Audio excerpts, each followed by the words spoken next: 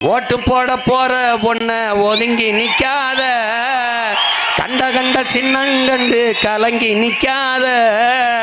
எதற்கு இவர்களுக்கு ஓட்டு? உன் உரிமை, உன் மொழிக்காக நிப்பானா அவனுக்கு இந்தி சமஸ்கிருதம்.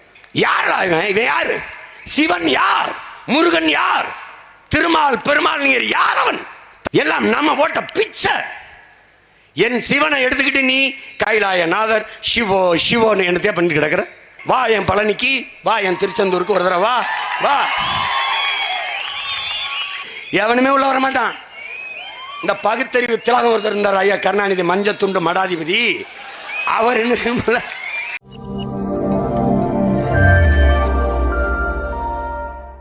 அண்ணன் செந்தமிழன் சீமானவர்கள் எழுச்சி முழக்கம்.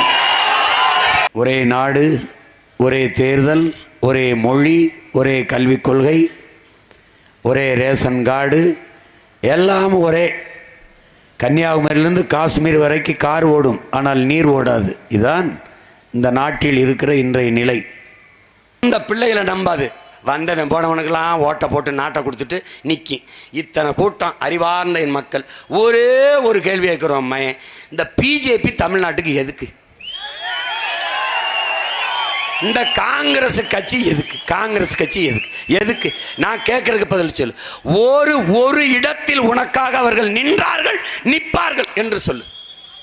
ஒரு இடத்துல நம்ம வீட்டு அளவுக்கு வந்துருக்கானா? நம்ம வீட்டு அளவுக்கு நம்ம வாழ்க்கை பற்றி கவலைப்பட்டிருக்கானா? அவனுக்கு எதுக்கு வாக்கு? 850 மீனவன் சுட்டு கொல்லப்பட்ட போது நின்றானா? இன்னைக்கு நம்ம படகுல ஏறி சிங்கள ராணுவம் 3 மீனவ சொந்தங்களை இரும்பு கம்பியால் அடிச்சிருக்கானே, கண்டனம் தெரிவிச்சிருக்கானா? சொல்லு. கவலைப்பட்டிருக்கான அதை பத்தி? இல்ல. ஆந்திர காட்டுக்குள் சுட்டு கொன்னா, செம்மரக்கட்டையை வெட்ட வந்தோம்னு. ஒரு மரக்கட்டைக்கு இருக்கிற மதிப்பு மான தமிழ் மக்களுக்கு இல்லையா? கேட்க ஒருத்தர் இருந்தானா? நின்றுக்கானா? இல்ல. புயல் மழை வெள்ளத்தில் சிக்கி நீ தவிக்கும் போது பீகார்ல வெள்ளம் என்றால் உடனே ஹெலிகாப்டரில் பறந்து வருகிற பிரதமர், குஜராத்தில் வெள்ளம் என்றால் உடனே பறந்து வந்து பார்த்து 500 கோடியை உடனடியாக அறிவிக்கிற பிரதமர், தமிழர்கள் நாங்கள் மிதக்கும் போது ஏன் வருவதில்லை? ஏன்?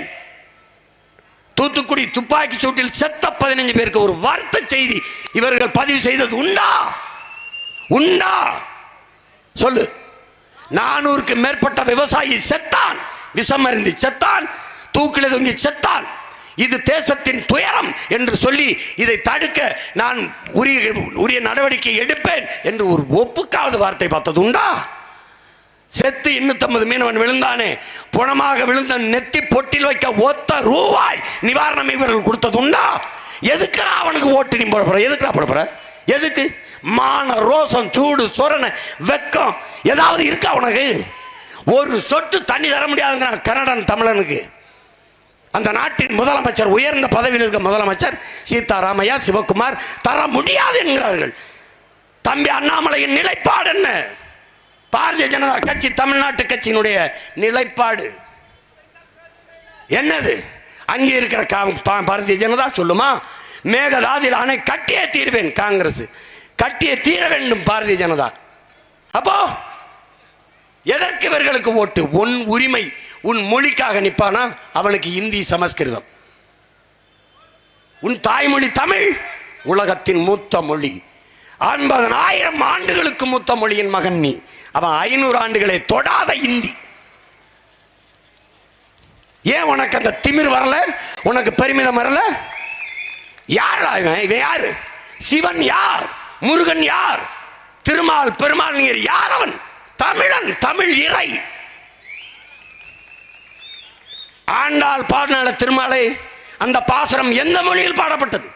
63 நாயன்மார்களில் எவனடா எல்லாரும் தமிழன்? யாரு வேற மொழிக்காரன்? பன்னீர் திருமறை பாடியவன் இவன், தேவாரம் திருவாசகம் திருப்புகழ் தந்தவன் இவன். யார் இவன்? எங்கிருந்து வந்தான்? இவனுக்கு ஏது இறை? இவனுக்கு ஏது தெய்வம்? எல்லாம் நம்ம போட்ட பிச்சை. என் சிவனை எடுத்துக்கிட்டு நீ கைலாயநாதர் சிவோ சிவோன்னு என்னத்தையே பண்ணிட்டு கிடக்குற. எல்லா கோயிலுக்கு வர மோடி, வா என் பழனிக்கு, வா என் திருச்செந்தூருக்கு ஒரு தடவை வா வா. என் பாட்ட அருண்மொழி சோழன் கட்டி வச்சிருக்கான், 1800 ஆண்டு அசையாம இருக்கு பெருவுடையார் கோயில். அதுவும் சிவன் தான். வா ஒரு தடவை வந்து கும்பிட்டு போ. வாங்க பக்திமான்களே வாங்க. ராஜராஜ சோழன் இந்து மன்னன் என்று மட்டும் சொல்ல தெரியுதுல்ல, அவர் கட்டி அந்த கோயிலுக்குள்ள ஒரு தடவை அப்படி வந்து கும்பிட்டு போங்களேன். ஏன் செத்து போயிடுவோம்ங்கிற பயம். இன்னைக்கு நேற்று இல்லை, இந்திரா காந்தி காலத்திலிருந்து எவனுமே உள்ள வர மாட்டான். இந்த பகுத்தறிவு திலகம் ஒருத்தர் இருந்தார், ஐயா கருணாநிதி, மஞ்சத்துண்டு மடாதிபதி. அவர் என்ன, அவர் நம்ம பாட்டனுக்கு 1000வது ஆண்டு விழா எடுத்தார். விழாவில் அந்த கோயில் மாதிரியே பக்கத்தில் செட்டு போட்டு, தெரியுமா இல்லையா, உள்ள போனால் பதவி போயிடும், உயிர் போயிடும். இப்போ மட்டும் இருக்காங்களா? அங்கே நேரடியாக உள்ள போன ஒரு ஆள் யார் தெரியுமா? ஐயாம் அந்த அந்த குருக்கள் பதறாரு. சிமான் சிமான் என்ன சிமான், நீங்கள் நல்ல சிமான், இங்கே வந்தால் பதவி போயிருமே. என்கிட்ட இருந்தால் தானே போகிறதுக்கு. அங்கே போன ஐயோ எல்லாரும் நேர்வாசலில் வந்து கும்பிட்டு போனால் செத்து போயிடுவேன் பயப்படணும். ஐயா இங்கே வாங்க, அது என் பாட்டனுக்கும் பகைவனுக்கும் பாட்டனுக்கும் பேரனுக்கும் அந்த பிரச்சனை கிடையாது. நீங்கள் தள்ளுங்க, நீங்கள் தள்ளிக்கிறீங்கன்ட்டு நான் மச்சி வாயா வாழ்க, நாதன் தாள் வாழ்க, இமை பொழுதும் என் நெஞ்சில் நீங்காதான் தாள் வாழ்க, கோகலி ஆண்ட குறுமனிதன் தாள் வாழ்க, ஆகமாய் நின்று அன்னிப்பான் தாள் வாழ்க, ஏகன் அனைவன் இறைவன் அடி வாழ்க வாழ்க. இதாண்டா என் மந்திரம். அங்கே போய் என்னத்தையோ ஒரு பைத்தியக்கார கூட்டத்துக்கிட்ட சிக்கிக்கிட்டு நாங்கள் படுற பாடு. ஏப்பா ஏப்பா என்னமோ இவன் எல்லாம் இவனது மாதிரியே. இந்திபடி நான் வந்த பிறகு ஒரு தடவை சொல்லி அங்கிட்டு இந்திபடி அங்கிட்டு இரு குந்தின்னு போயிடுவேன். இப்போ நீட்டு இவங்க மாதிரியா, நாங்கள் வந்தால் நீட்டை ஒழிப்போம். நீட்டை கொண்டு வந்தது யாரு? கொண்டு வந்தவன் எவன்? இந்த காங்கிரஸ், இந்த திமுக. ஜிஎஸ்டி சமாளிக்க முடியாத வரிச்சுமை, தாங்க முடியாத வரிச்சுமை. இப்போ நாங்கள் வந்தால் ஜிஎஸ்டி தூக்கம்னோட சொல்ல, அதில் 2.0.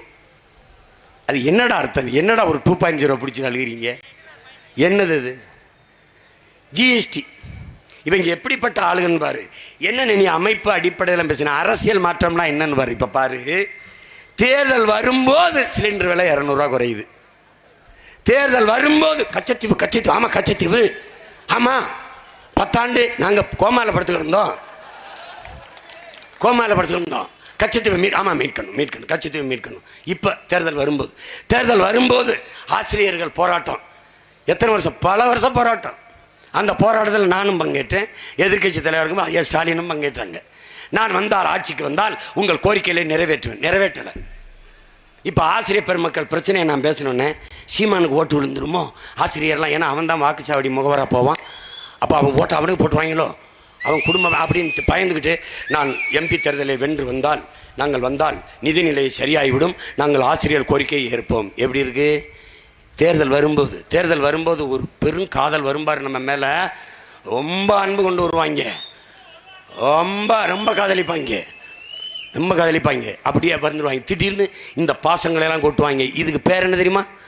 வட மாநிலங்கள் 5 மாநிலத்தில் தேர்தல் வரும்போது என் உடன் பிறந்தவனே அம்மா நிர்மலா சீதாராமன் நிதியமைச்சர் உட்கார்ந்து 200 பொருட்களுக்கான ஜிஎஸ்டி வரியை குறைத்தார்கள். அப்படின்னா சமாளிக்க முடியாத வரிச்சுமை. இது இருந்தால் ஓட்டு போட மாட்டான், தோக்கடிச்சிருவான். அப்போ தேர்தல் வரும்போது 200 பொருள்களுக்கான ஜிஎஸ்டியை குறைக்கிறாங்க. இது என்ன? தேர்தல் பாசம். தேர்தல் இதை எப்படி சொல்றாங்க உங்க பிள்ளைகள்? கட்சி அரசியல், தேர்தல் அரசியல் தான் இங்கே நடக்கிறது, மக்கள் அரசியல் இல்லை. அப்ப நாங்க என்ன சொல்றோம்? கட்சி அரசியல், தேர்தல் அரசியலை விட்டு மக்கள் அரசியலை செய்வது அரசியல் மாற்றம். கல்லூரி பள்ளி இல்லாத ஊரை கையோடு இன்றே தீமூட்டுவோம், கல்லாத பேர்கள் இல்லாத நாடு நம் நாடு என்றே நாம் மாற்றுவோம். முன்னால் முடியும், ஆஹா உன்னால் முடியும் தம்பி அட உனக்குள் இருக்கும் உன்னை நம்பி, தோளை உயர்த்து தூங்கி விழும் நாட்டை எழுப்பு.